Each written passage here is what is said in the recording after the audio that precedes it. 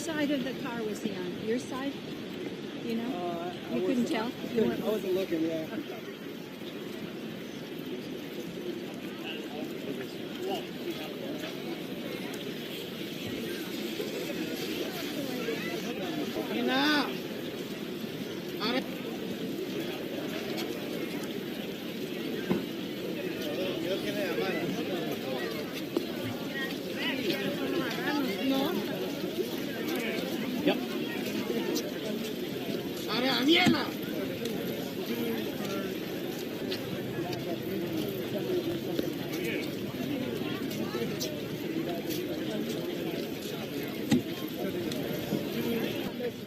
Usually one is back up, for some reason something happens.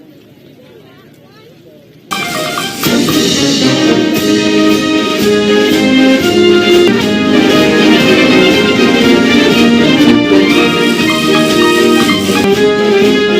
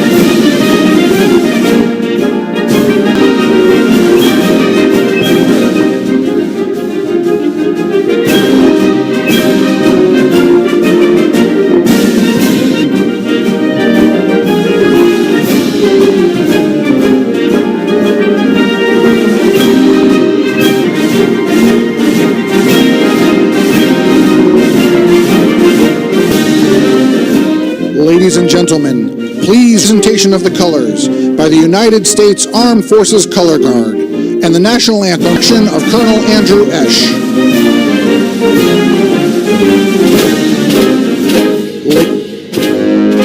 Ladies and gentlemen, please riding for the presentation of the colors by the United States Armed Forces Color Guard and the national anthem as performed by the United States Army Band, Pershing's Own, and the United States Army Chorus under the direction of Colonel Andrew Esch.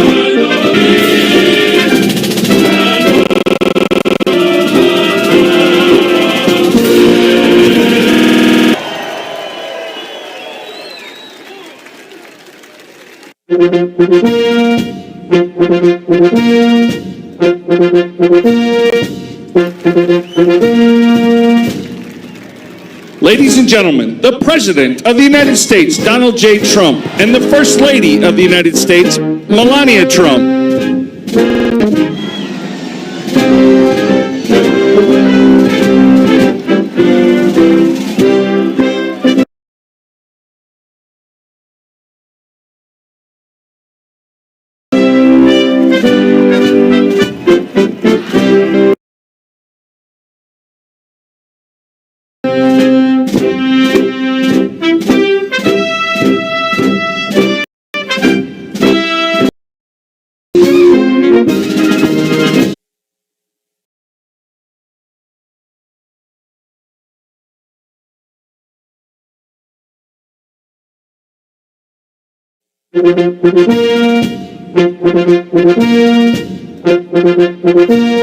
President of the United States, Donald J. Trump, and the First Lady of the United States, Melania Trump.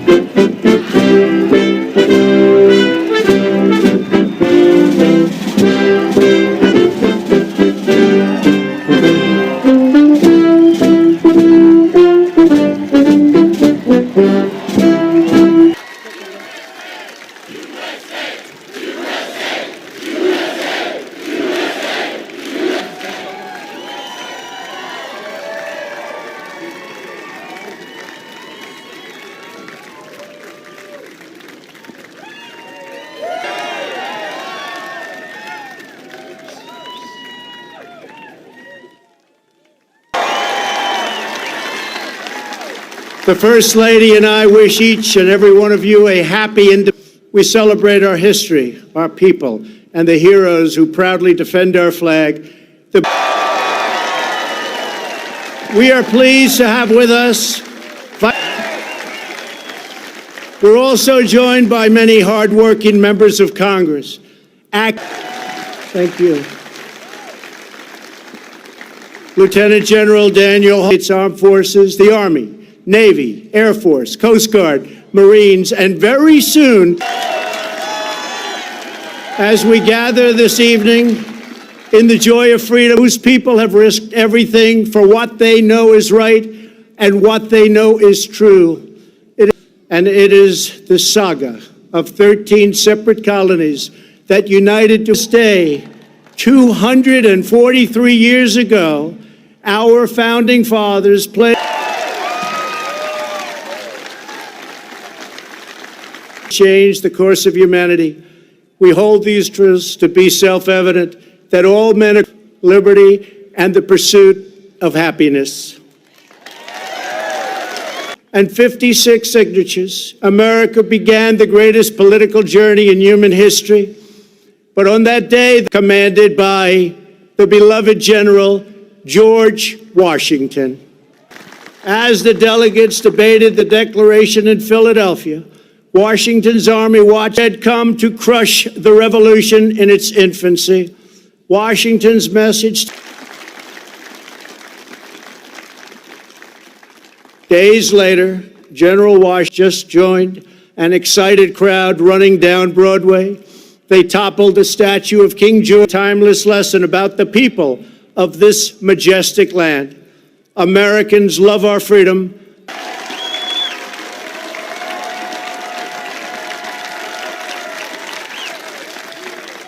Each and every one of you here today, it is the spirit that built this country into the most exceptional nation in the history of the world, strongest now.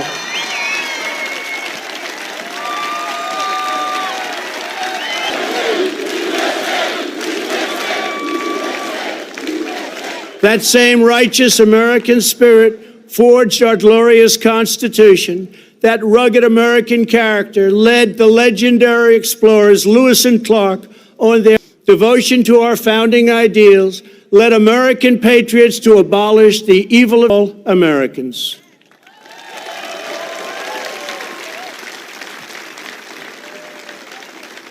And for the people. That led Thomas Edison to imagine his light bulb, Alexander Graham Bell to create the telephone. For Americans, nothing is impossible.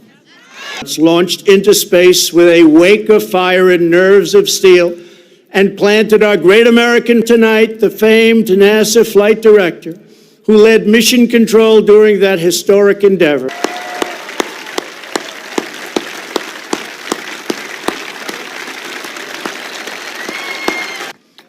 Waves around the world with the sound of jazz, opera, country, rock and roll, and rhythm and blues. Mighty American automobile. The lives of millions. Here with us this evening is Dr. Emmanuel's breakthrough treatments. Currently, 90% of those with the most common hero. Thank you.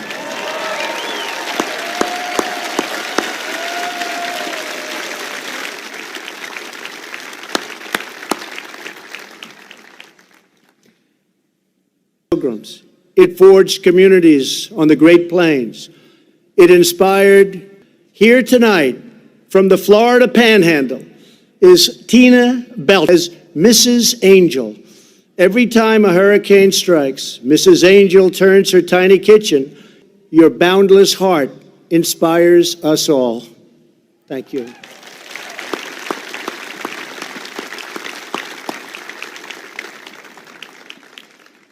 Thank you. Sister Byrne is a retired Army surgeon who served for nearly 30 years. Through smoke and debris, she administered first aid and comfort capital. Sister, thank you for your lifetime of service. Thank you.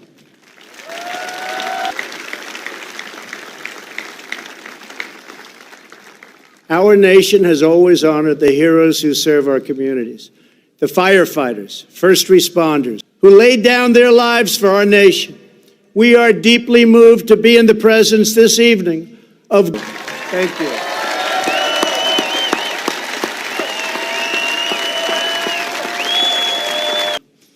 Throughout our history, our country has been made ever greater by citizens who risked it all. The suffrage movement led Congress to pass the constitutional amendment giving women the right to.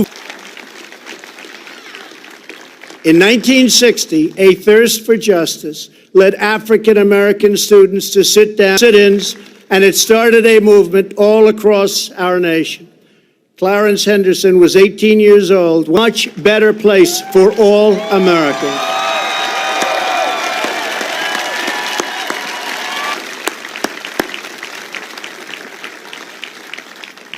In 1963, every citizen all across our land, America's fearless resolve has, and Betsy Ross to Douglas, Frederick Douglass, the great, and of course, John Glenn. It lit the atom and brought tyrants and empires to their knees. Here with us this evening, forward to visit their memorial on the National Mall. So Earl began the very first his monument. Earl, thank you. We salute you. Thank you. Thank you. Thank you, Earl. Thank you. Thank you. Our warriors from a hallowed roll call of America, of men and women willing to defend it. We are proudly joined, including 3 recipients of the Congressional Medal of Honor.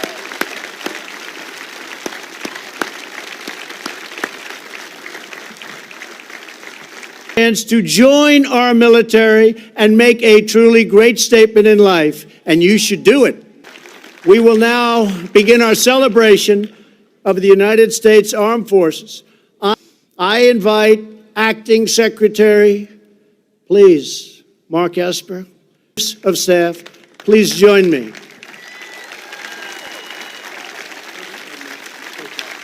A fleet of 10 swift vessels to defend our shores. These revenue cutters would fight pirates, stop smugglers, and save.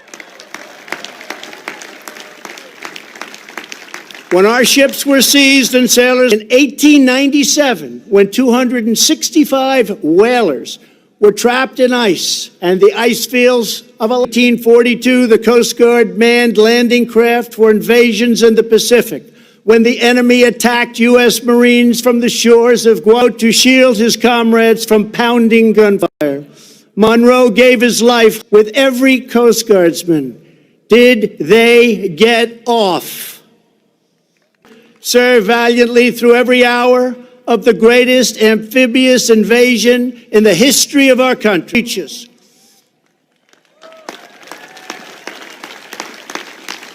Coasties plunge from helicopters and barrel through pouring rain and in rough seas at high speeds. Their sharpshooters take out smugglers and guard vessel, break the horizon. When their chopper blades pierce the sky, their time has come. Is ready. They are the United States Coast Guard, representing the Coast Guard, based at Coast Guard Air Station Clearwater, along with an HH-65 Dolphin.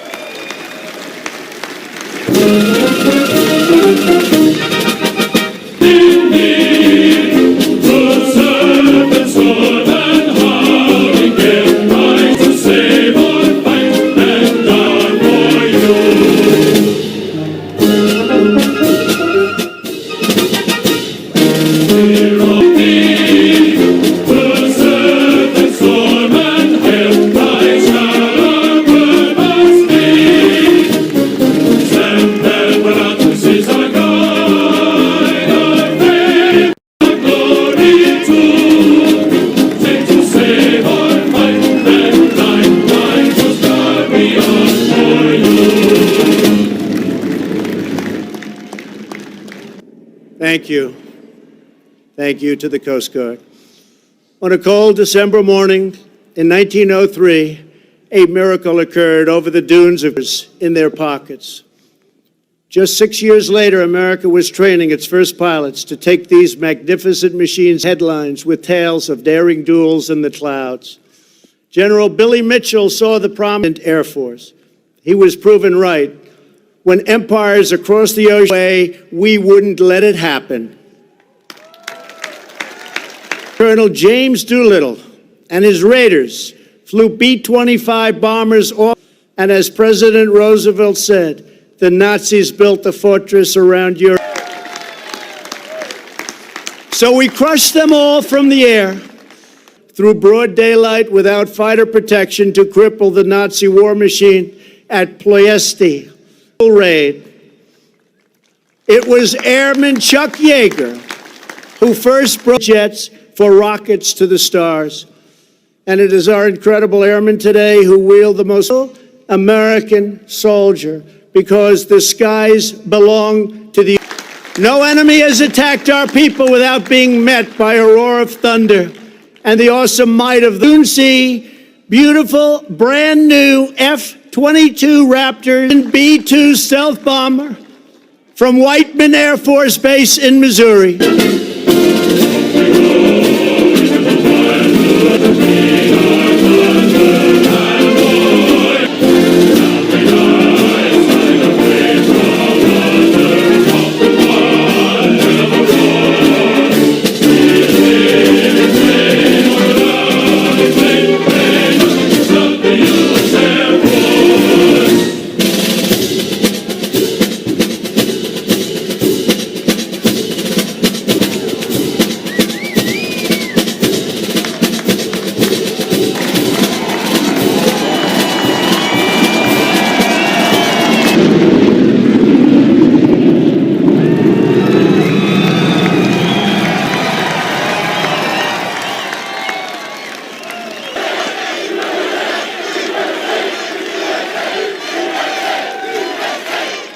Construction of 2 swift sailing vessels, each carrying 10 cannons and 80 men to the world has ever seen. John Paul Jones, America's first great naval hero, said, was shot into pieces off the coast of England by a British vessel, famously declared, "I have not yet begun to fight."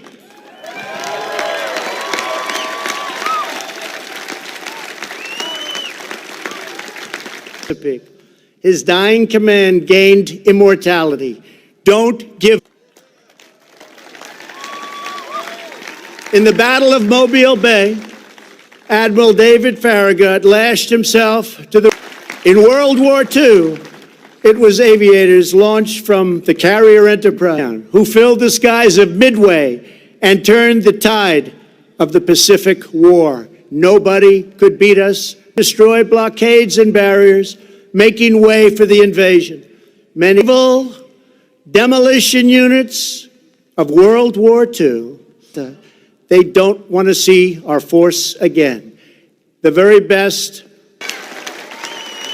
It was the SEALs who delivered vengeance on the terrorists who planned the September 11th. The sailors are not born. They are forged by the sea. Their tradition is, when Old Glory crests the waves of foreign shores, every friend.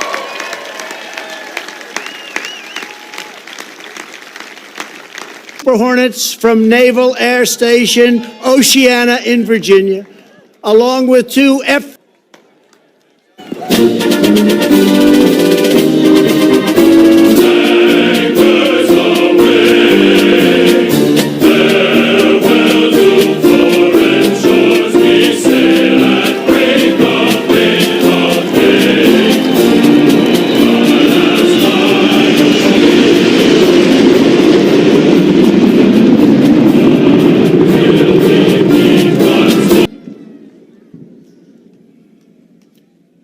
In November of 1775, their versatility was proven in the War of Independence when capturing the British supply of gunpowder and casting year. It was the Marines who won America's first overseas battle, vanquishing Barbary Leatherneck.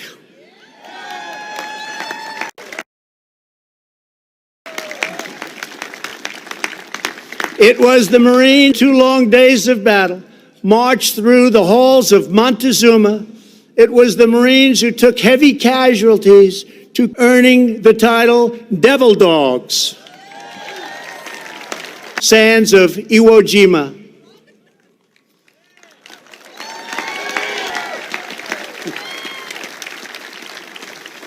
From the Chosin, Marines always lead the way.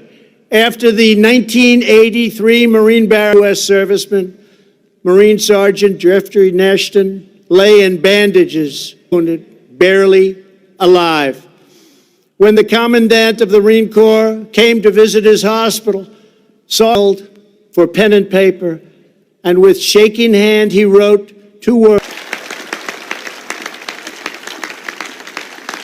That motto, Semper Promise, the Corps has kept since the birth of our country.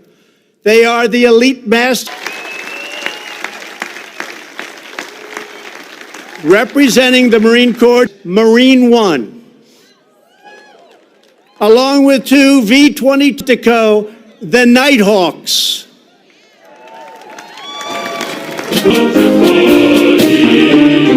We fight our country's battles in the air, on land and sea. Give our honor, King. We are proud to presume to the shores of Tripoli. We fight our country's battles in the air, on land and sea.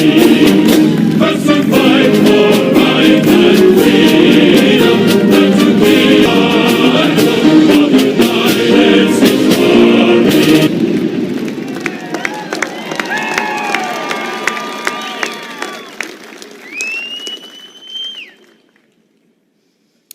Named after the great George Washington, Commander-in-Chief, the Continental Army, and seized victory from Cornwallis of Yorktown. Our army did everything it had to do, and at Fort McHenry, under the rocket-spangled banner, waved defiant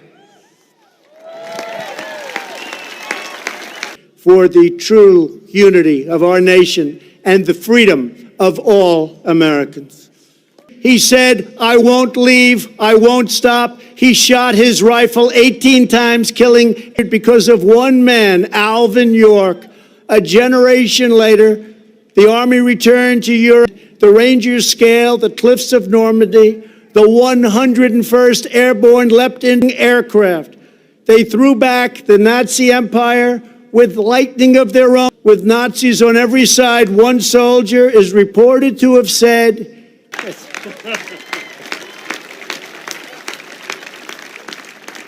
and held the line of civilization in Korea. And the elephant's fury down to Al-Qaeda in Afghanistan and cleared the bloodthirsty killers from the ISIS caliphate just recently in Syria. 100 pointed toward home, proclaiming, this we'll defend. They live by the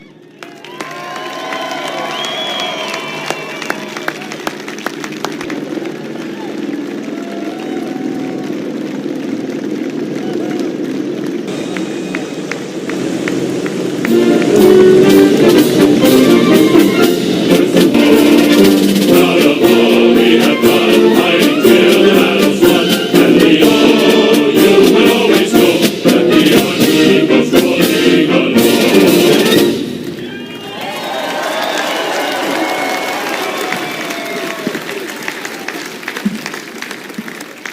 Nearly 250 years ago, a volunteer army of farmers and shopmen to secure American liberty and self-government. This evening, we have witnessed the noble mind and to our great country.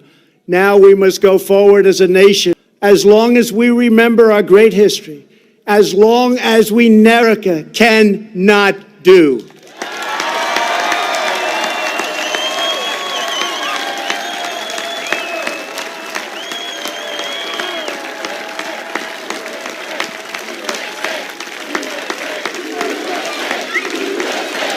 We are Americans, and the future belongs to us. And one magnificent destiny. We all share the same hero, the same Almighty God.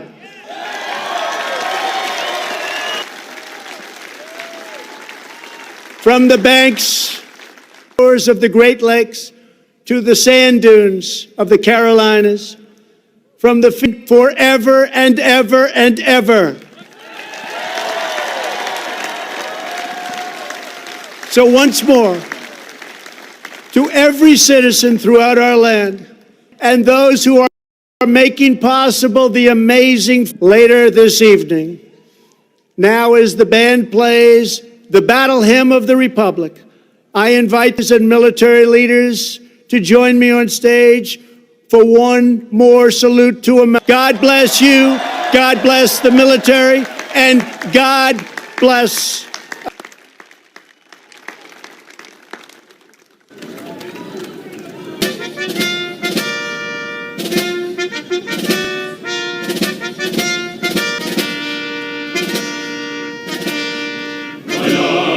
Have seen the glow trampling out the vintage where the grapes are ripe. His truth is march. Glory, glory, hallelujah,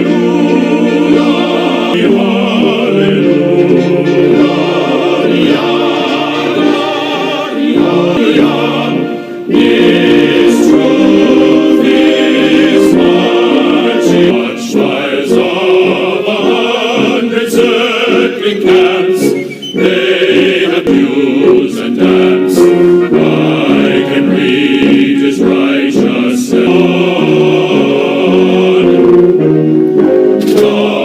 glory, glory, glory, hallelujah. Glory, glory, hallelujah.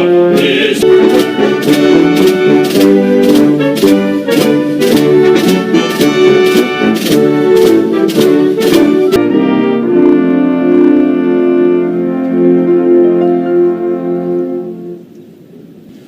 Christ was born across the seas, bosom that transfigures you. He died to make men holy.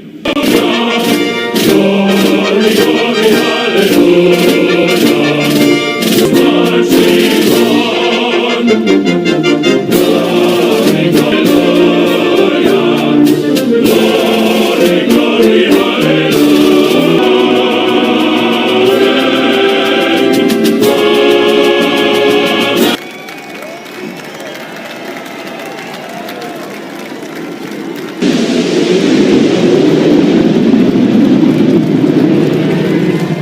If to the start again, it was my children and my wife.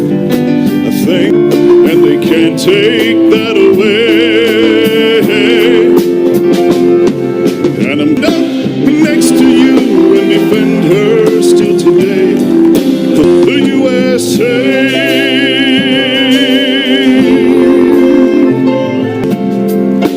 Across the plains of Texas, from sea to shine to LA, where there's pride in every American heart. It's time an American, where at least I know I'm free, and I vote for you and defend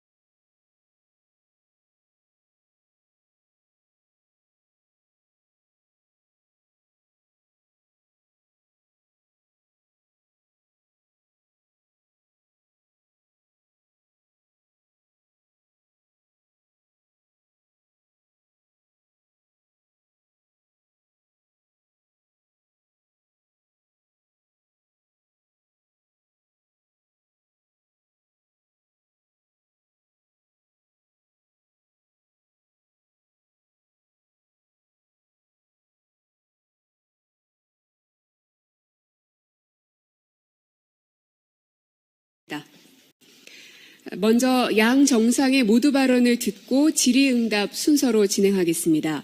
모두 발언은 문재인 대통령과 트럼프 대통령 순으로 진행하겠습니다. 먼저 대한민국 문재인 대통령의 모두 발언을 듣겠습니다.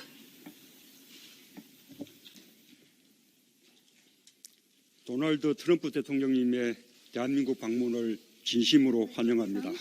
To the Republic of 오늘 Korea. 한반도는 Today, the Korean Peninsula, together with the declaration of armistice, in 66 years' time, the United States and North Korea will be meeting in Panmunjom. For the first time in history, the leaders will be standing facing Panmunjom, the symbol of division, and make handshakes for peace. If we continue to see for ourselves today, South and North will be able to become confident, and the world will provide their support and cheer on President Trump and Chairman Kim Peninsula.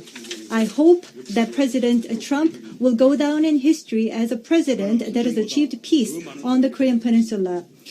Peace requires more courage than conflict. I would like to extend my appreciation to the two leaders for being very overwhelmed with emotions, because we have been able to prove the way towards peace for achieving complete denuclearization of the Korean Peninsula. Today, President Trump and I have reaffirmed that we're absolutely on the same page when it comes to denuclearization and that we share common goals. In particular, as complete denuclearization and peace building on the Korean Peninsula and normalization of USD, hope that dialogue between the U.S. and DPRK will resume as early as possible. And I hope that there will be a progress made between the leaders of the two countries together with the people of the Republic of Korea. The ROK-U.S. alliance has become a comprehensive strategic alliance that strengthens cooperation in not only security but also economic, region, and global issues. Such steadfast ROK-U.S. alliance is working as the linchpin for an institutional framework with the CASHAPP amendment. Today, our two leaders have agreed to further accelerate the momentum to expand trade and investment and further expand the CASHAPP. Will continue to work very closely together as strong allies. The Asia-Pacific region is a core region for peace. Under the regional cooperation principles of openness, inclusiveness, and transparency, I believe that Korea's new southern policy, we have shared in our concerns related to the attack on the oil tankers in the Gulf of Oman and the escalation of tension in the Middle East. Freedom of passage and freedom of transit in the Gulf of Oman is very important for the stability of the Middle East and security of international energy. I have a high regard for the careful restraint showed by President Trump, but we have agreed to spirits of a great alliance. Our two countries will work very closely in cooperation as strong allies. With this visit to the Republic, we'll continue to work very closely together and be frank and open in our discussions and communications to strongly solidify and develop the ROK-U.S. alliance. President Trump is the maker of peace on the Korean Peninsula. You really are kind towards peace. Again, I would like to extend my warmest welcome to President Trump to Korea. Our friendship will continue to grow deeper and greener as the leaves of early summer. Thank you. 다음은 미합중국 트럼프 대통령의 모두 발언 듣겠습니다. Thank you very much. I'm just going to make a very short statement because we're going to the DMZ border. Developed a very good relationship, and we understand each other. I do believe he understands me, and I think very good things. I want to start by just thanking President Moon. We had a great dinner last night together, and spent a lengthy and many other items. But I thought I would just mention, came here, our great ambassador.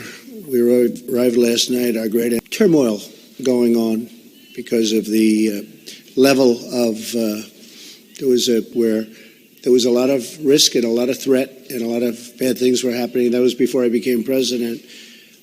And as you know, and the media knows very well, because they covered it, frankly, very well and very fairly, there's a point at which it happened and all of a sudden we get along.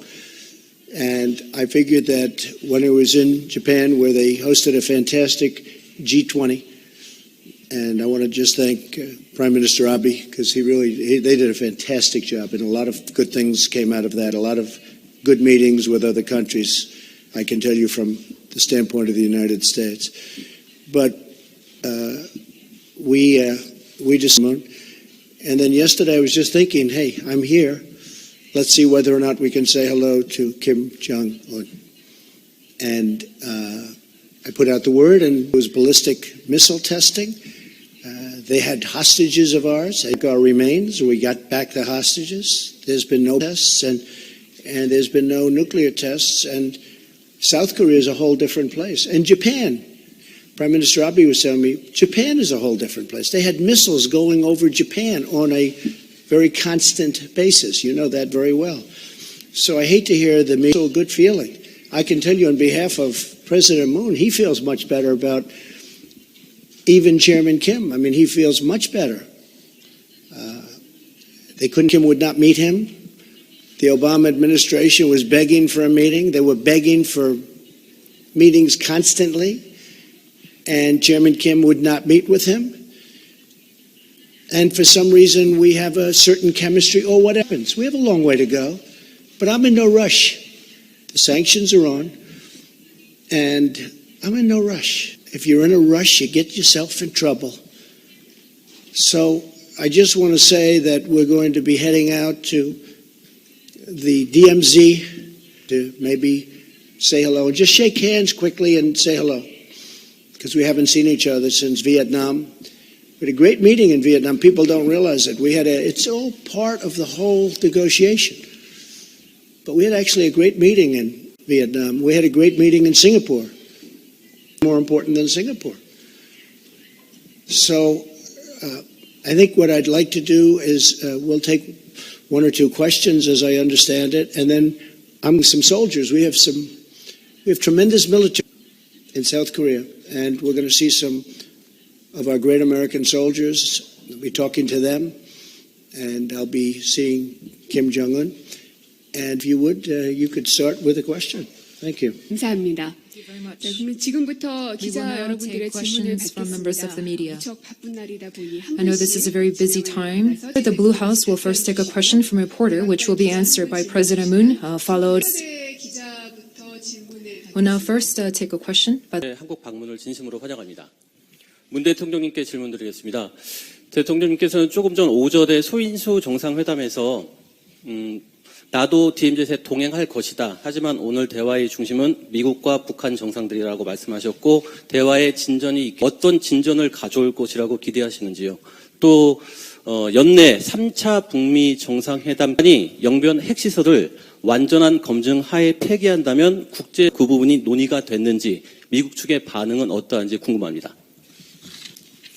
Hello, Mr. President. I am Park from CBS, and I'd like to first of all welcome President Trump upon your second visit to the Republic of Korea. At the restricted bilateral meeting this morning, contact is established between President Trump and Chairman Kim at the DMZ. What kind of progress do you expect in the subsequent negotiations? And how about the possibility of a third U.S.-North Korea summit happening before the end of the year? And my third question relates to the written interview that you had given to various agencies recently. And in that interview, you had mentioned that if North Korea under nuclear complex in Yongbyon, then the international community could explore the sanctions relief, partial sanctions relief. So any discussions regarding this issue this morning, and what was the response from the U.S. side?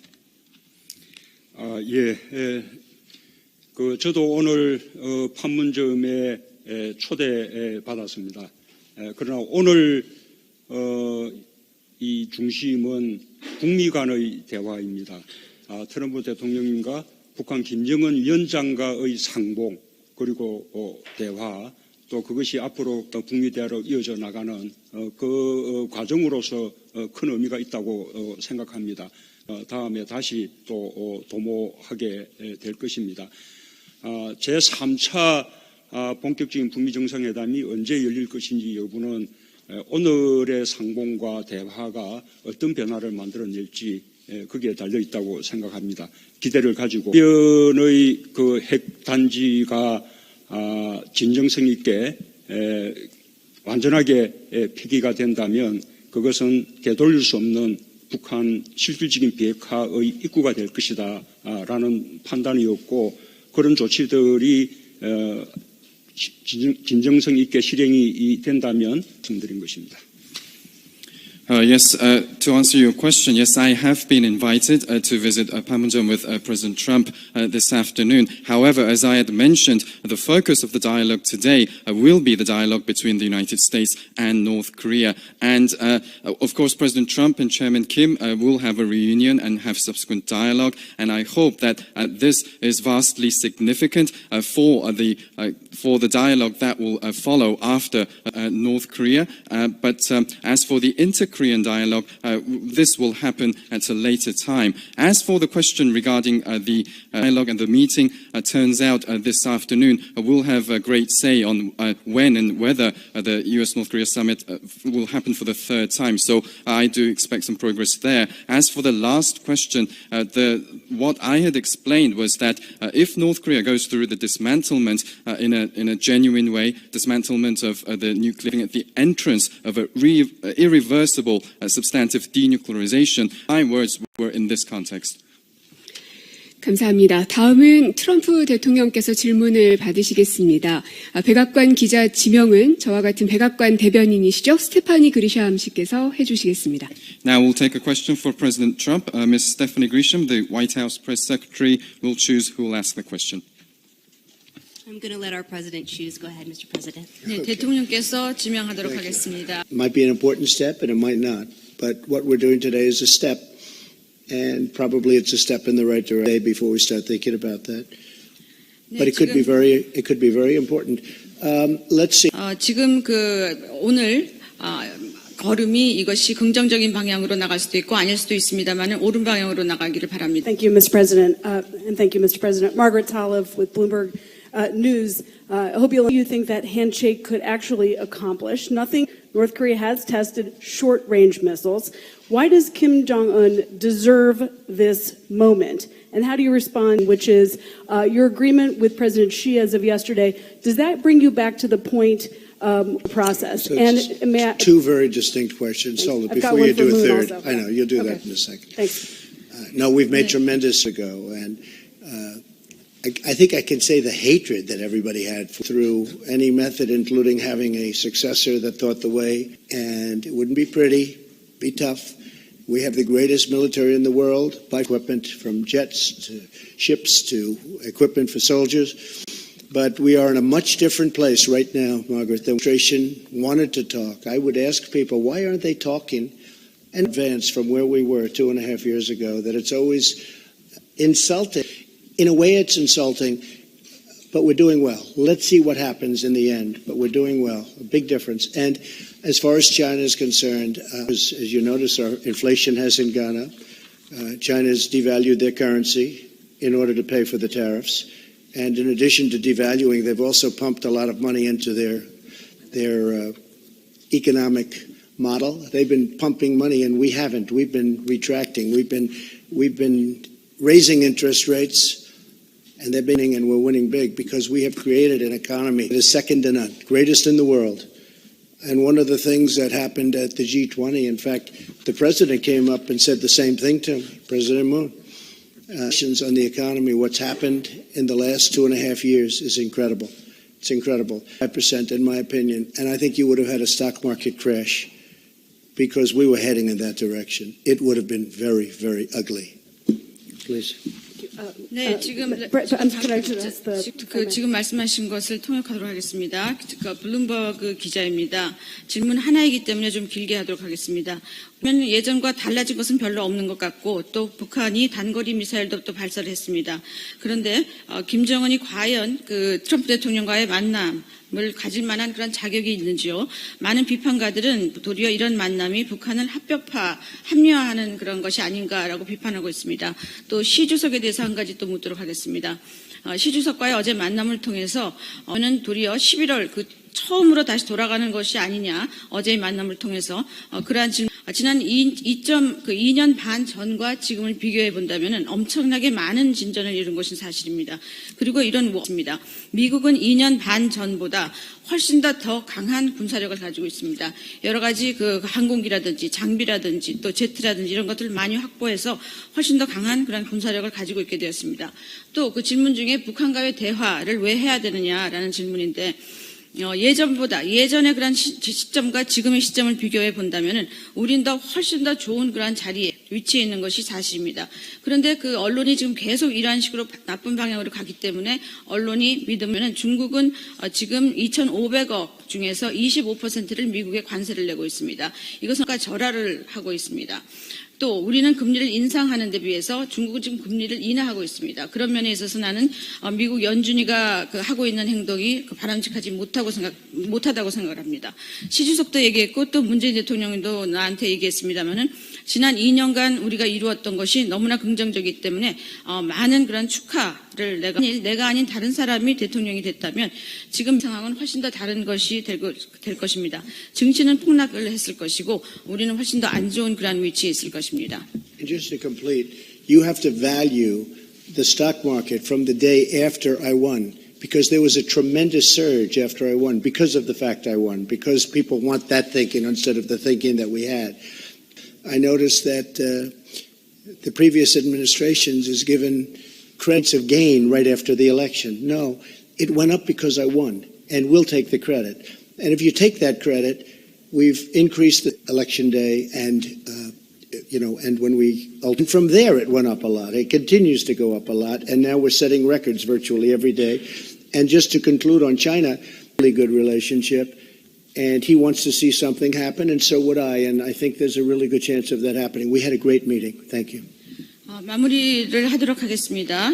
내가 아까 그 증시가 상당히 올라갔다라고 계속 또 올라가고 있습니다. 만약 내가 당선이 되지 않았다면 증시가 완전히 그리고 이런 여러 가지 경제가 지금 잘 돌아가는 것에 대해서도 이것이 바로 이번 행정부의 공이다라고 말을 해야 되겠습니다.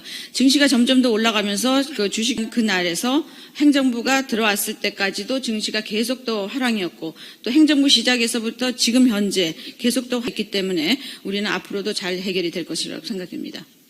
네, 고맙습니다. 네, 지금 이제 시간이 별로 많지가 않습니다.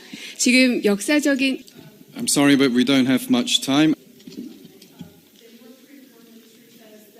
They don't want you to be a mediator. You respond, and do you trust President Trump? And if you can take us to the moment when you were at the border, each of you were at the demarcation line. What do you believe that stepping over that line may represent for the United States and for the world? Thank you very much. 한 가지서 그 말씀 얘기를 하기를 문 대통령께서 중재자 역할을 하는 것을 원하지 않는다라고 발표한 바가 있습니다. 거기에 대해서 어떻게 생각하시는지요? 그다음에 두 분 대통령께 질문하고자 하는 것은 오늘 그 비무장지대에서 두 분이 그 한 걸음을 해서 그 선을 넘을 건데 그것이 어떤 것을 상징하고 있는지 상징한다고 생각하시는지? 우선 우리가 대화를 통한 해결 노력을 하지만 모든 일이 한 방향으로 때로는 후퇴할 때도 있는 것입니다. 그러나 대화 외에는 평화를 이룰 방법이 없습니다. 오늘 이 DMZ 판문점에서의 그 만남은 이 한반도 평화. First of all, we are indeed striving to achieve peace dialogue, but this does not necessarily mean that we will only travel in one direction. Sometimes we'll go straight, but sometimes we'll go through a long and winding road. There comes a time when we have to pause, and sometimes we have to retreat. However, the meeting this afternoon at Panmunjom will become a truly historic, a great moment in the peace process on the Krim Peninsula. 네, 감사합니다. Thank you very much. Thank you. 네, 그러면 이것으로 대한민국 문재인 대통령과 도널드 트럼프 대통령의 기자회견을 모두 마치겠습니다. Thank you. This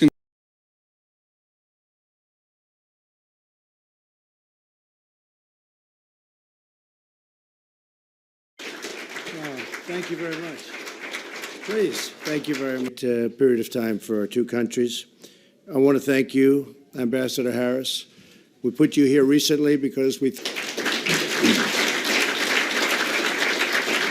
you Many of the business people that I've met in this have told me very strongly that what we did with the ambassador, that was just a tremendous move. And, you know, we're talking about certain things. You probably have heard the things we're talking about. And we're going to make a visit today to the D. A lot of good things are happening with North Korea. I really believe that. A lot of good things. Really, a disaster. It was a disaster. In my opinion, had President Obama or somebody like President Obama, for instance, my opponent in the last election, had it worked that way, I honestly believe you would have been at war with North Korea. I've said it loud and I've said it clear. And right now, as you know, we have no nuclear tests. We have no ballistic tests. We have the remains are coming back as they find them. The remains of our great heroes from the war, and we really appreciate that. And there's a good feeling. There's a good relationship, and you know, I won't even say developing. I mean, the two of us. I don't know about beyond the two of us, but I can say the two of us. And again, I'm going to the DMZ, and I understand that they're very close. We don't have to take long trips to countries, so it's good for both of us trying to work it out. Not so easy. I'm delighted to return to the beautiful city of Seoul, incredible city. Time flies. Today, it's my distinct honor to join the group of leaders, many of whom I recognize. I don't know all of you. I know some of you, but I recognize most of you. Great leaders, great business people. You're a talented group, and you're from America and South Korea. We call them sometimes the Undersecretary of States have tremendous, where is he? Where is our Undersecretary of State? And if you have any questions later, Keith, come see me, because there could be plenty of questions, but they're very happy with the job you're doing. Thank you very much. And the job that our Secretary of State is doing, Mike Pompeo. For decades, the U.S.-South Korea alliance has advanced peace and security in this region and far beyond. Today, our partnership is stronger than ever before. Following this event, I'll meet with President Moon to discuss many shared priorities, including enhancing our already robust economic ties. The United States is having probably the best economy we've ever had. We're doing phenomenally. Many companies in the world, car companies in particular, they're going to Michigan, they're going to Ohio and North Carolina and Pennsylvania, Florida. Over the past few days, President Moon and I have been in Osaka, Japan, for the G20 summit. And I have to say that Bobby did a fantastic job. It was a great summit. A lot of good spirit, a lot of goodwill. And that brings really, very importantly, the world leaders together, each to discuss some of the most important economic opportunities and challenges facing our nations. And important when you have individual complaints. I'm sure most of you haven't heard, but I met with President discussions on a trade deal. We'll see what happens. Good chance. During the summit, I shared the pro-growth policies that have helped the United States achieve extraordinary economic success and called on all G20 members to cooperate based on the principles of fairness and reciprocity. Such an important word. Maybe my favorite word of all is reciprocity. The United States and South Korea have made great, as you heard your great ambassador and our great ambassador say, we've reduced the number by about 60%, which is pretty great. Good for both countries, actually. Last year, we reduced the trade deficits of goods between the negotiated United States-Korea trade deal, which went into effect this last January 1st. And that was something that looked like it wasn't going to be happening, and we got it done. Good for both countries. Our upgraded agreement will benefit workers in both the United States and South Korea and include strong provisions to increase South Korea's access to the finest American-made products, including automobiles, agriculture, just much more fair. We must remain vigilant and ensure that we keep moving forward toward a more balanced trade relationship and further reduce our trade deficit. Our countries also enjoy a thriving investment relationship. Since 2017, Korean investment in the United States has expanded by billions. Louisiana. And Chairman Shin Dong-bin, I think he's here. There you are. Such a young man. Look at that to have done. to have done such a good job. It's incredible. How did you do that? Would you get up here, please, and speak?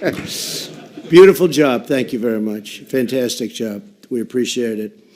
And we have a great working relationship. Your investment of $3.1 billion in Louisiana is going to be a great investment. You know that. So congratulations. Thank you very much for being here.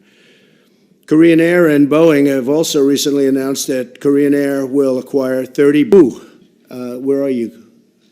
Thank you very much. Thank you very much for being here.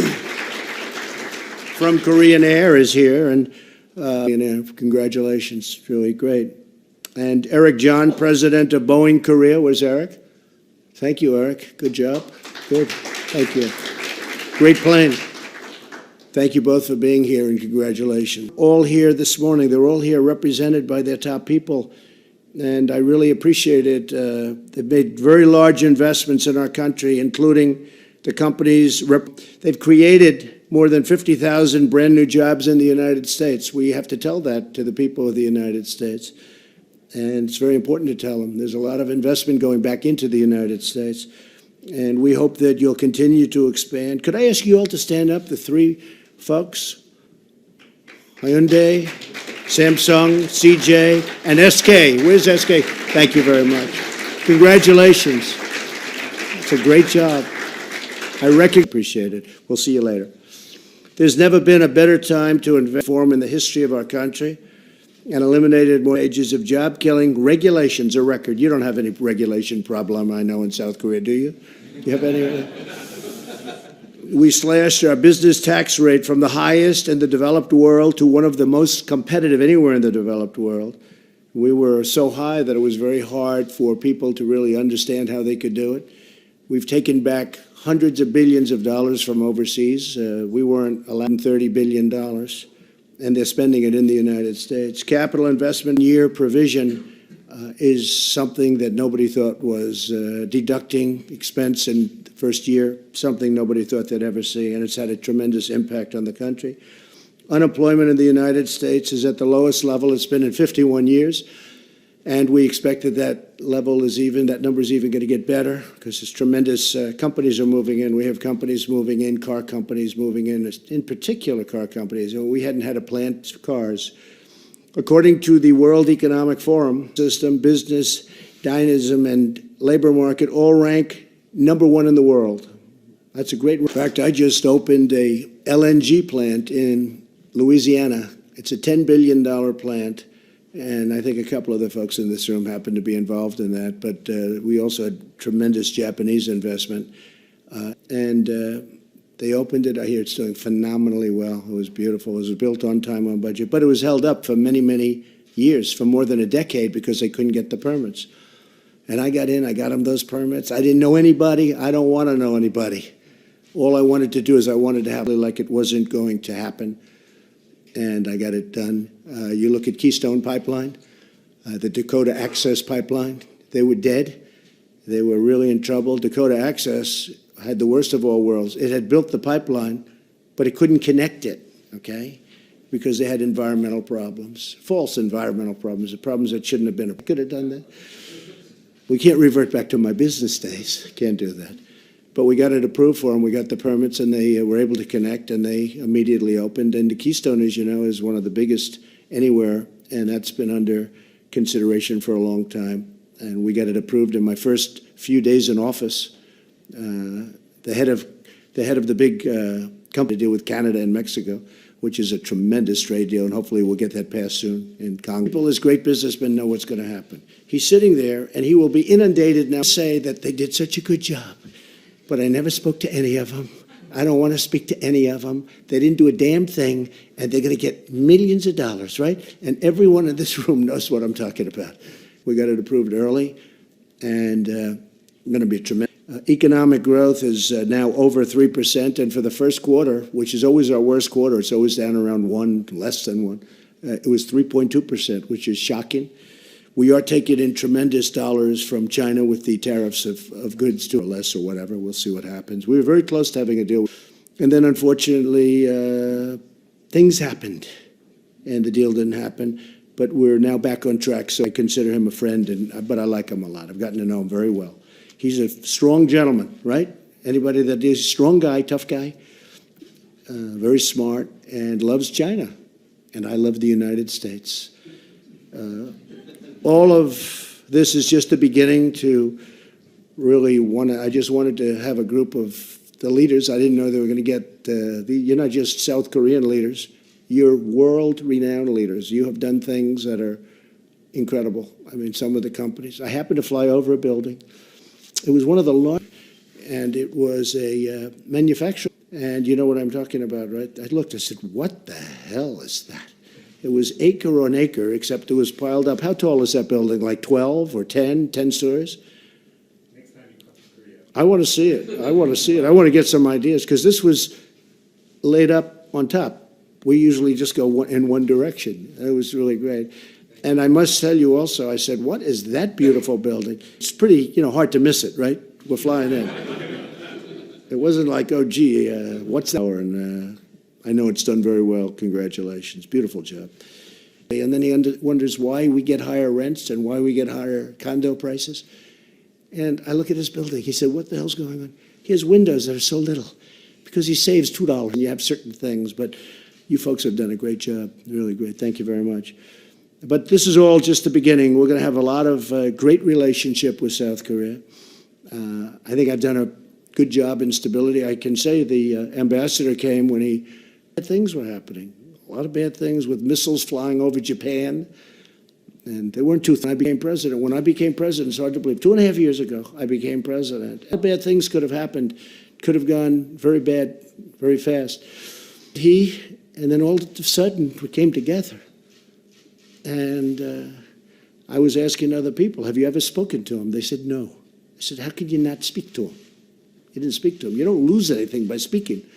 We got along great. But it's a lot different now. The ambassador was telling me, he said he got here and people were very nervous. They were, so let's see what happens. Nothing's final. Got a long way to go.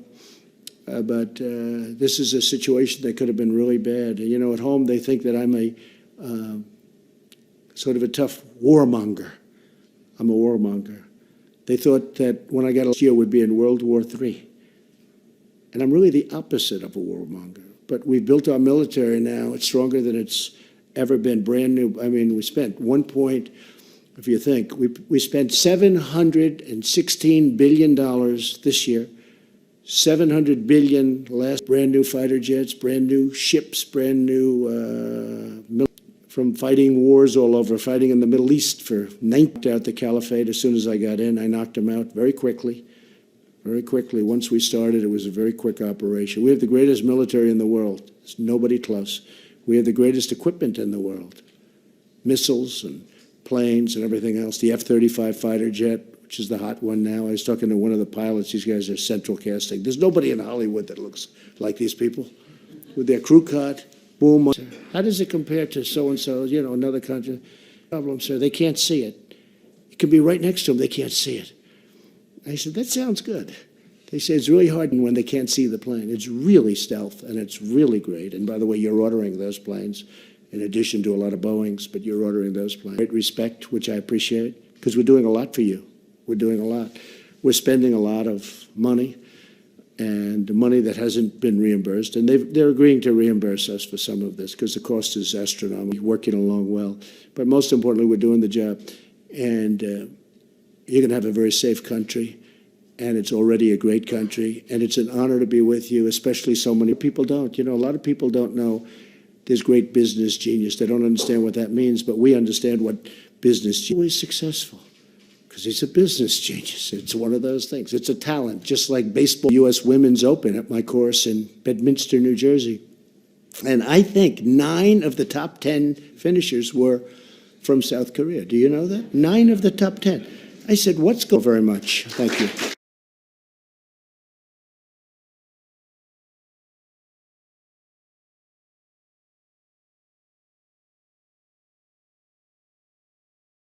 Thank you. Thank you very much. Now, as you know, for South Korea, some of you will be coming with us. I understand Jong-un was very receptive. He responded, and so we'll see. Tests. There's been no long-range ballistic tests. I let them know we'll be there, and we'll see. I mean, I can't tell you exactly, but they did respond to. They're less happy than you are. But the G20 summit has been fantastic to be next year. It's going to be in a very great part of the world, and will be professionally done. This marks my third visit to Japan as president, where we were the first state guests to their majesties, the emperor, and it was like being back in Japan. We've had a great relationship. We've never been closer to Japan than we are right now, which is a tremendous city. You fly over, the job they do with industrial manufacturing and lots of other things is really put together a lot of ideas and a lot of challenges for the future that we'll be able to meet and get things. We saw that Ivanka Trump she's done a fantastic job, and also the importance of resilient and secure infrastructure. We discussed that need to uphold the rule of law and the critical importance of achieving a future for international trade. Working sessions, we had a lot of working sessions. Many of you were at the working sessions. I had tremendous Russia, Brazil, Saudi Arabia, Chile, with the representatives of Mexico who have done an incredible job. Up to the plate, I thank them. They have 6,000 troops at their southern border by Guatemala and border. Their immigration laws are very strong. Ours are designed. We could fix the asylum very quickly. We could get rid of and fix the loopholes, but we could get rid of them. If you call them debates, whatever they were, they don't really, I think they wanted walls to be built. I heard we just had another judge rule against us on a section of wall, and that's when a judge can do what they do, where a judge in a certain area can close down a country. But we also had a big victory just yesterday, late, from a judge in the Ninth Circuit. Again, so we're immediately appealing it, and we think we'll win the appeal. There was no reason that should have happened. And a lot of wall is being built, and again, Mexico's doing a real job. And we've known each other for as long as I'm president. And many of you were at the event in China, something really incredible in Beijing. The red carpet was rolled out for all of us, for this country, on China. We won't be adding an additional, tremendous amount of, we have, I guess, to work with China on where we left off, to see if we can make a deal. China is going to start farmers in the Midwest. I call them the great patriots, because that's what they are. They're patriots. And China is going to be buying a tremendous amount of. Before I came into this position, the farmers have had a hard time. You look at that graph about the USMCA. That's Mexico and Canada. It's now before them, and they'll have to make a decision. But that's one that the farmers love, the manufacturers love, the unions love. The worst trade deals ever made. Maybe the WTO was worse. The WTO from the WTO, and they went through the roof. We lost tremendous amounts of money from that time. I mean, we just lost tremendous amounts. It was a terrible deal. WTO, World Trade, and if you look at NAFTA. NAFTA has been a disaster for our country. The USMCA is a great deal for our country. And it is happy, but they're not happy like we're happy, but they're very happy. It's a good deal for Canada, good deal for Mexico.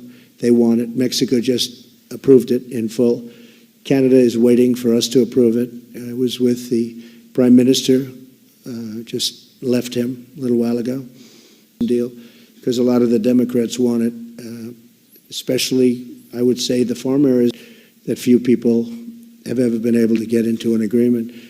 And it's and I think you'll get a great vote in the House, and you'll get a great vote in the Senate, and you'll have a tremendous trade deal between the United States and Canada and Mexico, and it's going to be something very special. So we spend a lot of time with a lot of countries. We do business with a lot of them. Australia is an example. With Japan, we're negotiating with them because Japan is And you probably saw some of the things they're doing, but they're opening up many car companies and factories and plants throughout our country, especially in Michigan. We have a lot of activity in Ohio. We're the hottest show in town. We're the hottest show in the world right now. Our economy is the best. One thing that we're the best economy in the world. And it's something, and it started from the day after I got elected. The stock market went crazy from that point until essentially now. And our stock market is great. Our jobs are great. We have the best job numbers essentially we've ever had. In some categories, definitely we've ever had. The minimum you could say is in 50 in that. African American, Asian American, you saw that. Hispanic American, the best numbers in history. The history of our country. We have the lowest unemployment numbers, best numbers. And many others too. Blue-collar workers are doing fantastic. They're the biggest beneficiary of the tax cuts, the blue-collar. Blue-collar, we talk about for the rich, it's really for everybody. And it's also for big companies where they're moving here. And remember who owns the stocks, because the people that own the stocks are high, where the other spouse thinks that the spouse that's investing in the 401k is a super genius. But those 401ks are very high. And if you listen to what I've been listening to, and we're not going to devote any time to it, but with that kind of an attitude, their 401ks are going to crash and the market would crash. Because you would crash the market. And the amount of wealth that would be lost would be incredible.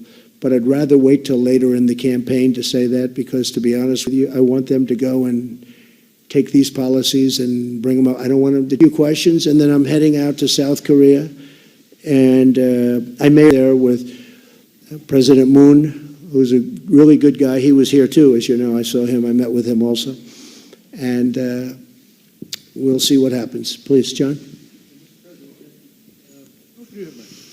It's always good to have a chance to ask questions of you directly. Can you tell us a little more about how this China did for? Because Chinese officials have told Fox News that they will not make any concessions until all of the tariffs have been to stop pursuing extradition of Meng Wanzhou. Can you tell us how you see all of this unfolding? And I would have no problem.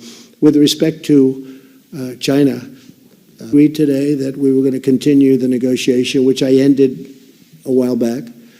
And we're going to continue the negotiation. We agreed that I would not be putting tariffs on the $325 billion that I would have the ability to put on. If I said we'll have to save that till the very end, we'll have to see. One of the things I will allow, however, is a lot of people are surprised. We send and we sell to Huawei a tremendous amount of product, selling that product. These are American companies, John, that make product. In some cases, we're the ones that do it, and we're the only ones that do it. We're the only ones with the technology. What we need to allow them to continue to sell that product, so American companies will continue to do with whatever was potentially happening with respect to Huawei. And if somebody viewed it that way, I don't. We want to have Chinese students come and use our great schools, our great universities. They've been great students and tremendous assets. But we did discuss like any other nation. And we're actually going to a point where, we're looking that if you graduate from a college, your class from the best school in the country, and they say you have to leave. We can't keep them. They stay, but maybe they have access to green cards. We want to keep these people here. Sure, that could happen. But we're holding on tariffs, and they're going to buy farm product. So, but that could happen, John. This doesn't mean there's going to be a deal, but they would like to make a deal. Never really had a deal with China. We've had tremendous deficits. Tremendous amounts of money was put into China, $500 billion a year, and I mean, not just surplus and deficit. I'm talking about for all of our presidents over the last number of years. Go ahead, please. Yes, Mr. President, Steve Herman from the Voice of say to you about No, I'm not thinking about that at all. I'm just saying that it's an unfair. We go after them, and we are in a battle, full force and effect. That's unfair. That's the kind of deals we made. Every deal's like that. But I told them, I said, we're going to have to change it because, look, nobody's going to be the other way. But should that happen, somebody attacks us, if we're helping them. Thank you, Mr. President. I actually have a Russia question, but I wanted to quick from Huawei, the top We didn't financial discuss, executive. that was not discussed. We did discuss Huawei. Like maybe you didn't really mean it when you said yesterday, don't meddle in our elections, Mr. President. And It was really a tremendous discussion. I think they'd like to do trade with the United States, and they have great product. They have great land. They have very rich land and a lot of oil, a lot of minerals and I can see trade going out with Russia. We could do fantastically well. We do very little trade with Russia, which is ridiculous to say it. And I did discuss it a little bit after that, too. Yeah, please. Okay. Thank you, Mr. President. Yesterday, former President Jimmy Carter suggested that your presidency is illegitimate and that you only got the White House with help from Russia. He was a nice man. He was a terrible president. He's a Democrat. And it's a typical cause of anybody but myself. I went out, I campaigned better, smarter. I went to Wisconsin. I went to Michigan the night of the vote.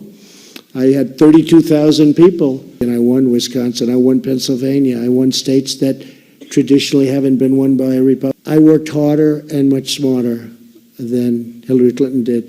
Now, I'll say this. It's like to make that statement. He's been trashed within his own party. He's been badly trashed. I felt badly for him because you look over the years, his party has he's like the forgotten president. And I understand why they say Ronald Reagan probably became president. So, it's I could follow up on the question about your comments with Vladimir Putin about Sure. Russian meddling. What is it with your coziness with some of these dictators and autocrats at these summits? With Mohammed bin Salman, the Crown Prince of Saudi Arabia, when you were afraid of, were you afraid of offending him on that subject? I don't really care about offending people. I sort of thought you'd know that. Well, you passed up an opportunity And there. by the way, congrats. Send it. I want to see it. Yes, sir. Yes. Send me a copy. I get along with everybody, except you people, actually. I get along with a lot of people. I have a tremendous relationship with President Xi. Nobody else would have the deal that we have, of billions of dollars from China coming in. A lot of things are happening. And despite that, we're moving along toward. I spoke to Saudi Arabia when the oil prices a year ago were getting very high. Happening is no good. And they did. And people numbers right now, you haven't seen. In the old days, you'd have spikes where the gasoline went to $5 and more, and it wasn't so good. Very nice leaders of countries. I was with Australia. Look at Japan. Abe, Prime Minister Abe is a fine. They're all fine as far as I'm concerned. What appears to be the Saudi government's complicity and perhaps orchestration of the assassination and dismembering of a journalist. Yeah. And when you were given the opportunity to agree that it is despicable for a government to kill a journalist in that fashion. Yes, I do. Or anybody else, by the way. Yeah. But I think it's horrible. And if you look into Saudi Arabia, you see what's happening. 13 people or so have been prosecuted. Others are being prosecuted. They've taken it very, very seriously. And I'm very unhappy about that whole event. But if you look at what's going on, and right things happening, at the same time I will also say, and nobody said, no great length, they've been a terrific ally. They're creating millions of jobs in this country. They're ordering equipment, not only military equipment, but $400 billion worth. And with that being said, I'm extremely angry and unhappy about a thing like that taking place. But as of this moment, more than 30, but it's a good question. Yes, please. Thank you, Mr. President. I'm Ching-Yi Chang with Shanghai Media Group. Yes. It's very good to know. Can you share some details of your interaction with President Xi this time and also in this year? Well, it might happen tomorrow. I mean, to be honest, we won't call it a summit. We'll call it a handshake, if it will. But it could happen. I know. I think he'd like doing it at all. I'm literally visiting the DMZ, and so to be one of the great leaders in 200 years in China, and we just had a relationship. And I said, we can't have it where a deal, and he understands that. But as he said, nobody ever came to us. It's true. No other president came to him. My presidency could be a lot easier, not only for that, but for many other reasons. It'd be a lot easier. But I don't want it to be easy. Back into, we have a tremendous ripe field of tremendous money that would be coming into our country over a period of time. And again, I'm not rushed, and I told him that I want to get the deal right. It's time. I think our farmers are going to end up being the great beneficiary. And what I did with the farmer, Secretary of Agriculture, I said, Sonny, how much money in the best year did China spend on our farms, in our farms, buying? He said the best year, about $16 billion. $1 billion out of those tariffs, and essentially out of those tariffs. And we're distributing it among farmers who have been hurt because they've been used as a pawn, beneficiary. But I've made up for the fact that China loved them. And they sort of love me, I guess, when you get right down to it. And we are in the process of distributing. The farmers could not be happier. Other than, about 5 weeks ago, they said, we don't want money. We want just a level playing field. I said, you're right. To have a level playing field. They're unbelievable people. And as I said, they're unbelievable. Follow-up, you've made this very public invitation to Kim Jong-un. Yeah. Will it be a bad sign if he doesn't show up? No. Of course, I thought of that, because I know if he didn't, everybody's going to say, oh, he was stood up by Chairman Kim. No, I understood that. It's very hard he follows my Twitter. And He does? It's very hard. Yeah, He follows I you on guess so, Twitter? because we got a call very quickly. Okay. And we get along. I get along with him, and I get along with other people.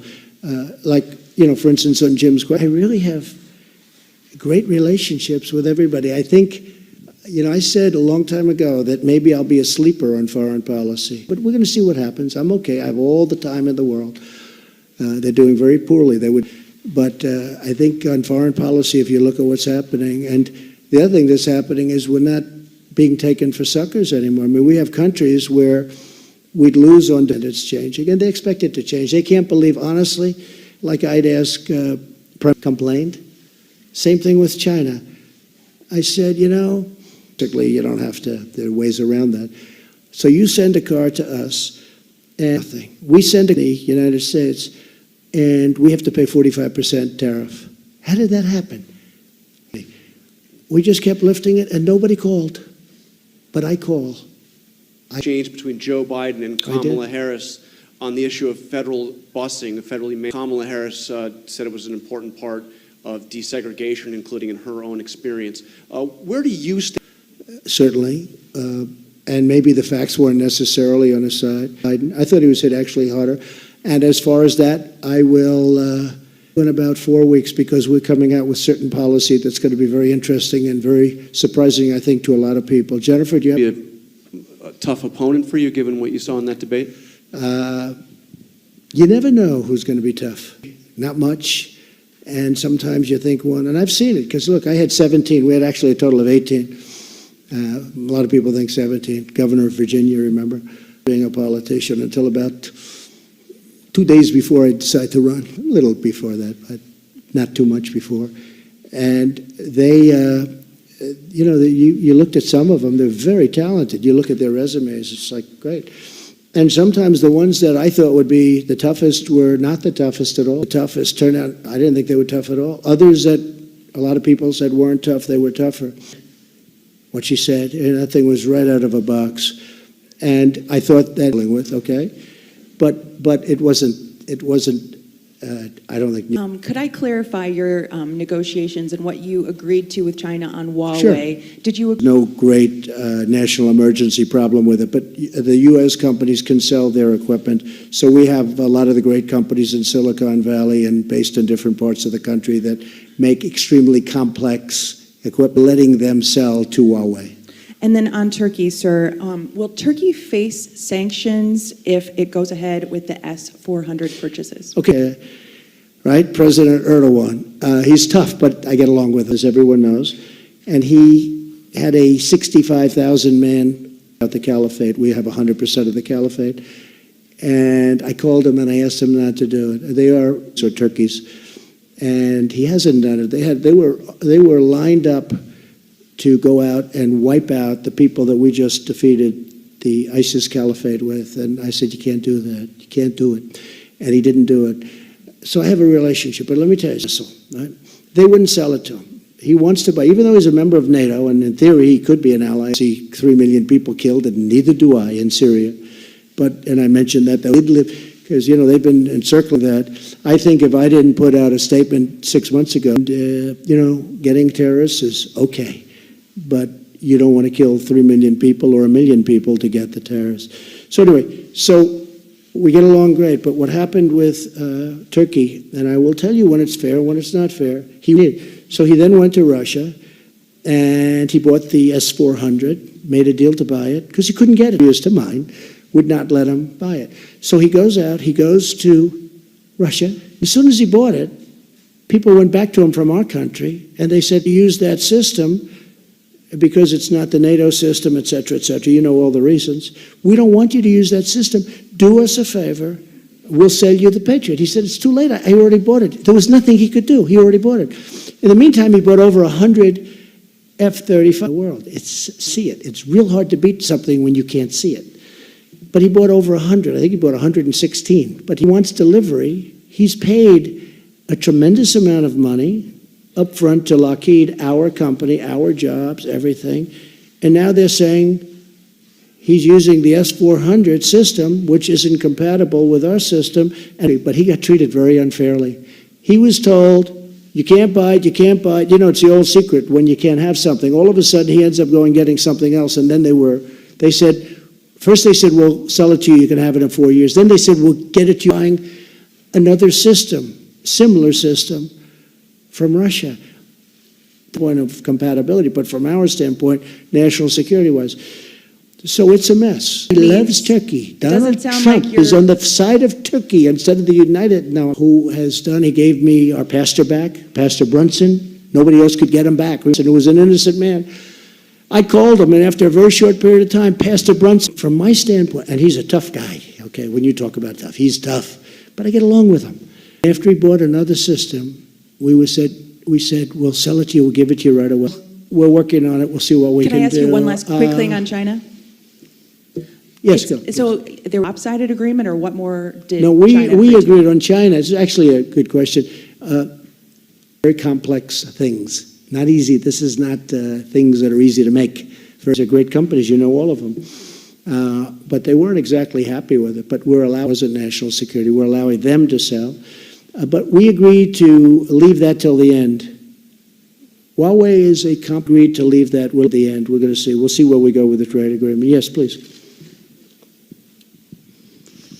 Do you see it as a viable way of integrating schools? Does that relate to the policy that you're going to unveil? Well, it has been some onset of a velvet love, and that's part of it. But this has been certainly a thing that's been somewhat differently. It would have been a different result, because they really did hit him hard. But it is certainly a primary method of getting people to schools. And does it relate to the policy that you're going to about the border? It seems like there's officially a week to go until the ICE raids begin. That you're going to get a deal to actually reform the asylum laws? No, because we could do it in a day, we could do it in an hour.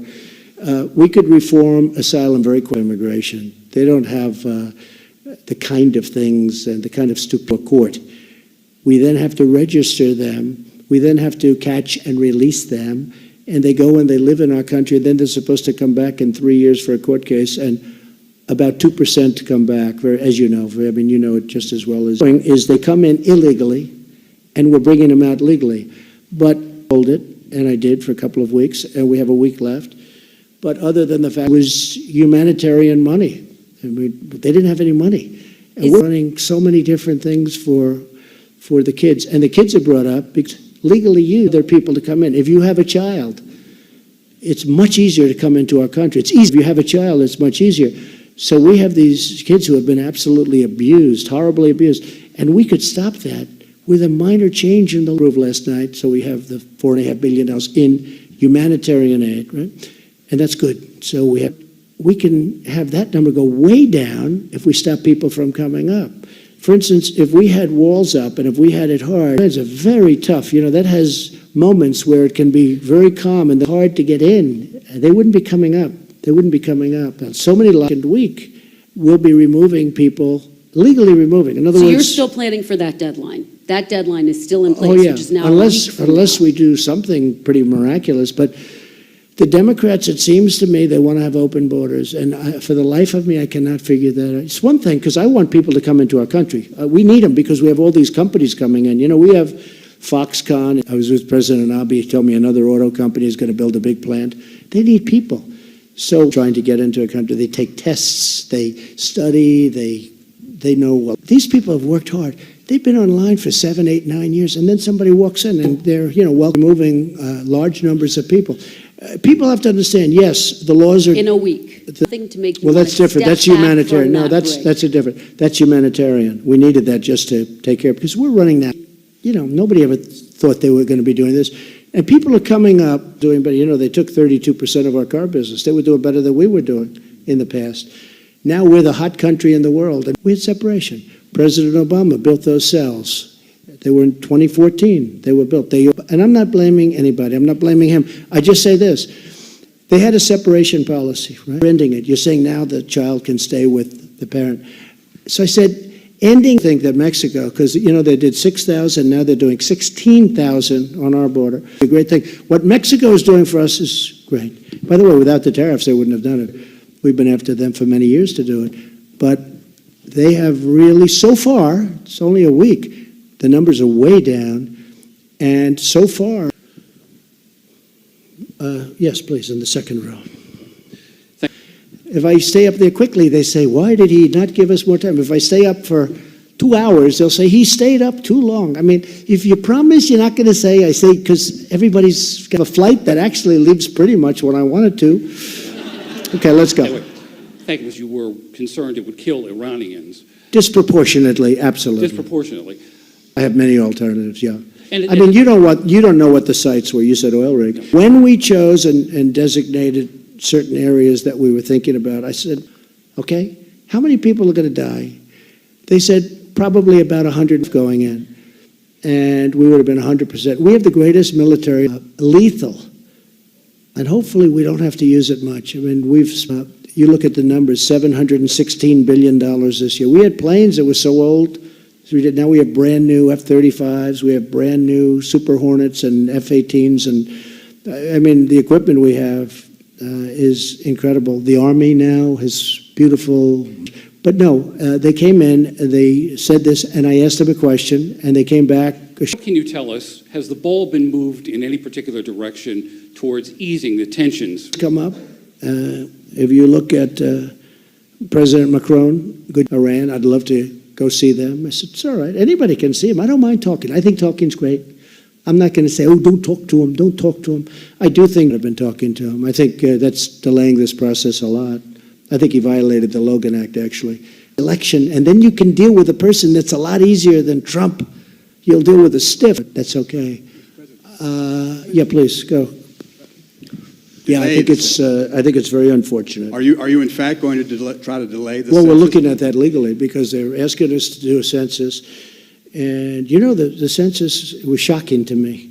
I figured it would be, not expensive to do a census. And everything, they're not allowed to ask whether or not somebody's a citizen of the United States. Horrible and ridiculous is that. So we are looking at that, yeah, sure. Do you know if because you it have the legal wasn't authority to do a real decision that it depends on what happens, I guess. It was a strange decision. It was a very, very sad decision. Not in terms of voting, just a very sad, very, very hard. Well, the justice said that your guys were playing politics and deciding not to count nonsense. Hey. Thanks, Mr. President. I think I heard you mention earlier, Jeff Earl with Daily Mail. It's been a while. We talked about it. We've talked about it before. He denies it totally, by the way. How many times can you get publicly? But we talked about it. We talked about a lot of other things. Arms control. We talked a lot about arms control, and I think he'd like to see it in a lot of sense. What was the context in which? Yeah, go ahead. Did you raise what was in the Mueller report? Did you sort of articulate to him? Well, the Mueller report was a very good happened? report, and obviously didn't like me. He was totally conflicted, and the Democrats want a do-over or 5. They want to get it right. They want a do-over or 5. Yes, please. Edward Zoll with True News. President Trump, your administration just unveiled the economic portion of the deal of the century. We're just getting started. We have successful lawyers in New York who loves Israel, David Friedman, Jason Greenblatt, who worked for me and my companies. But I think the Palestinians, basically, I'm not sure coming from. As you know, I've ended the money we had money because a year ago, nasty things. I said, we're trying to make a deal. We're trying to help them, and they're saying these nasty things. We're not going to pay. Now, if a deal is made, we would go back on a toughest deal of all, and it may very well be the toughest deal of all. A lot of people think it can't be made. I mean, we're going to try, but I really believe that I won't ever take the money away because they were always very hostile, and they said, no, we wouldn't do it. And what I've done is said, look, if you're not negotiating and if you don't want to, I've had a very good relationship with some of their leaders. And obviously, I've had a good relationship with Coalition, and now they're back to campaigning again. So that was something that came up that who would have, a good chance we could, there's a chance. I don't want to even say good chance on that one because people say it's the hardest deal. Israel and the Palestinians make it. They used to use that as like the metaphor. They used to use that as the excuse to think that there's a good chance. Yes, sir, please, go ahead. Yeah, white shirt. No, the gentleman behind you. Yeah, okay. Times. Can I just ask first one clarification? Sure. Are you saying you're taking Huawei off the Commerce Department? No, $1 worth of equipment. But we are not discussing Huawei with. But we have a national security problem, which to me is paramount, very important. The question is, you talk a lot about the economic and the trade practices of China. You're very critical. You don't talk so much about the national security. I was the one. I did that. That was a personal deal, and then President Xi called me, and it was very important to him, having to do with where the employees are located and his relationship to that area. Board change and including some management changes, et cetera. The ZTE, which much smaller than Huawei, but it's very big, and they paid us $1.2 billion. I mean, part of the problem is then the Democrats go out and say, if I got Texas, it's sort of sad, but we got $1.2 billion, and we closed it, we opened it, and we had certain changes made, as you know. They made changes to the board. They changed the board. They made management changes, and they paid a lot of money. And they also have. Stefan Niemann with ARD. Are we going to continue onward? Yeah. Yes? Thank you. Stefan Niemann with ARD German Television. One question. We just left Angela.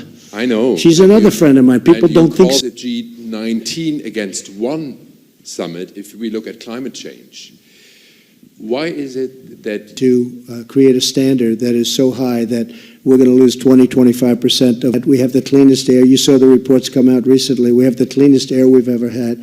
But I'm not built up over a long period of time, and what I've enhanced and revived. I agree with certain countries what they're doing because I think they're losing a lot of the power of talking about the powering of a plant.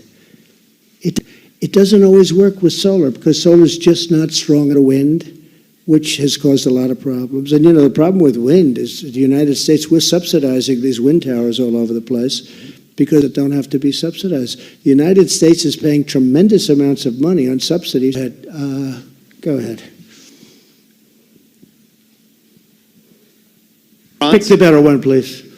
Will do, sir. Iran says that it'll be on the verge of violating the threshold when that happens. You'll see. Okay. Can I have a follow-up? That's all I can do. That's all I can do. No, but that doesn't have a nuclear weapon. Just can't do it. Please. Thank you, Mr. President. Celia Mendoza from VOA Latin America. Following Venezuela very closely. It's a catastrophe. It's what socialism can do. And they don't have food. They don't have water. It's really actually in Venezuela because we don't ever want that to happen to us or their countries. Okay. But do you think that is a possibility? The problem is so many people are leaving Venezuela. It's like going to be people from Venezuela living in Miami. They're incredible people. They're incredible. A lot of them live in Doral, Miami. They call it Little Venezuela. I know them so well. These are people that are hard work. It's really heartbreaking. President, do you think that it is a time for change the strategy? And do you still believe that change any moment? But in the meantime, we're helping them to people. But people are starving to death, and their water. They have no water. They have no water. They have oil, but they don't have any water. We have a lot of things. in store if we have to do that. We don't want to do anything to the extent that you may be thinking, but we have a lot of alternatives. We have 5 different alternatives for Venezuela. It's doing very poorly, and Maduro is doing very poorly. Obviously, it's just not working. Just not working. Yes, ma'am. Go ahead. I just wanted to follow up on the questions that were asked, that Jim asked about. Question. I asked him what was happening, and he was telling me that, I think he said 13, but it could be more, and I think he said very strongly, but they're prosecuting large numbers of people. That was a bad... And sir, Okay, can I just follow? go ahead, Sir, please. can I just follow up? You mentioned that the intelligence you mentioned that no one had pointed the finger at him, but actually the CIA did, the intelligence communities. I cannot comment on intelligence community. I'm not... We can declassify, unlike Hillary Clinton. She decided to just give it out. We can declassify. The truth is that and they've done a great job in Saudi Arabia from the standpoint of women and from a lot of different things. Are they an ally? Not only have they spent tremendous amounts of money coming in financing terror, which I can't say for a lot of other countries. If you look at Iran, if you look at others used to have, and they were given $150 billion. They were given $1.8 billion. Saudi Arabia really has come a long way. Yeah, please, in the gold. Yeah, you, right. Thank you very much, Mr. President. I'm Zhang Qi with China's Taixi. Is it going to what? Removed from the entity list. I don't want to talk about it now. I mean, we're looking at that very intelligence and the intelligence community. We know a lot about Huawei. But I don't want to mention that right now. U.S.-China relations. What do you think U.S. and China should see each other? Are we? We're going to be Thank you. strategic partners. I think we can help each other. I think in the end we can have the right, the largest market in the world. And right now China's not open to the United States. But Thank you, Mr. President. On Russia, are you planning to go to Moscow? The post-war period is now obsolete and no longer relevant to today's world? Well, I haven't heard him say that, but actually heard 50 million people. But he said yesterday that Russia fighting the Nazis, they lost 25 million people. You would know better. You could really say celebration of the defeat of the Nazis. Went through a lot. They lost, I guess, far more than anybody fighting the Nazis in terms of people. And he did invite me, and I said we would get back. I guess if you look at what's happening in Los Angeles, where it's so sad by an extraordinary group of liberal people, would probably preclude him from saying how wonderful it is. At the same time, he could, as every other of every country did, for what we've done economically, because we probably have the strongest economy we've ever had. And that's the relations are either afraid to do something about it, or they think it's votes, or I don't know what, Peter, I don't know what they think. At a certain point, I think the federal government maybe has to get involved. We can't let that. Ladies and gentlemen, thank you very much. I'll see some of you in South Korea, maybe at the DMZ, but this has been an honor. Thank you all very much. Thank you.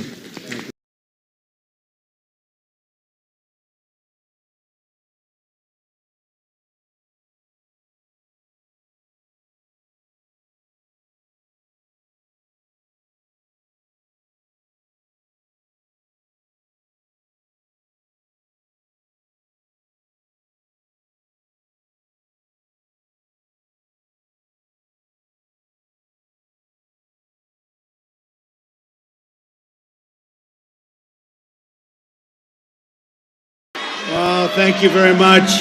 Thank you very much. And thank you very... And to CPAC,